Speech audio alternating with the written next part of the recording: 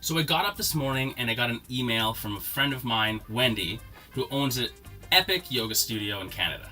And it made me think, I'm on the beach, so I obviously have no connection to the seasons that we are existing in right now. This is for the Canadians out there. Most of you right now, it's cold as and your clients are coming into your studio. We're at the end of January, so probably you've seen an influx of new students, which is excellent. But when you have your summer coming out, people don't want to be inside often. They go out and want to do camping or running around, whatever it is that they do. What does this mean for you as a business owner though? You have a slump. This is exactly why you need to take action right now.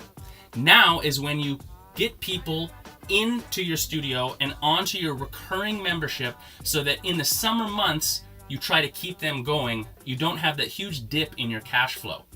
In other words, we're at the end of January. What is your goal for February? February has to be your conversion month. Now, don't just ride the wave of enthusiasm that the winter brings for you. You have to be extra diligent right now when that enthusiasm is there to keep people going and get them incredibly engaged in your business. The other thing that you may be seeing is the resolution or drop off. If you can mitigate this now and get people hooked up, you're going to find that the rest of your year tends to go a little bit better. The major point to be made is that you have to be proactive in your business all the time. This means you cannot wait for something to happen and then panic and try to do a whole bunch of things to get people back in. It's too late. Now is the time to counteract that. If you know that you have seasonality in your business, right now is when you work on your conversion. I'll give you one quick tip of how you can do this. It's called the wow factor. People always try to impress their clientele when they're trying to leave. If they say, hey bro, I'm canceling my autopay membership, you go, no, don't leave. Here's a gift. Here's a free coconut water. I'll give you a free class. It's too late. You got to do that stuff now and create personal rapport and get those people loving you even more and committing over the longer term now so that you don't get to that point. So, how do you actually wow your clientele now? Here's 3 things you can use right away.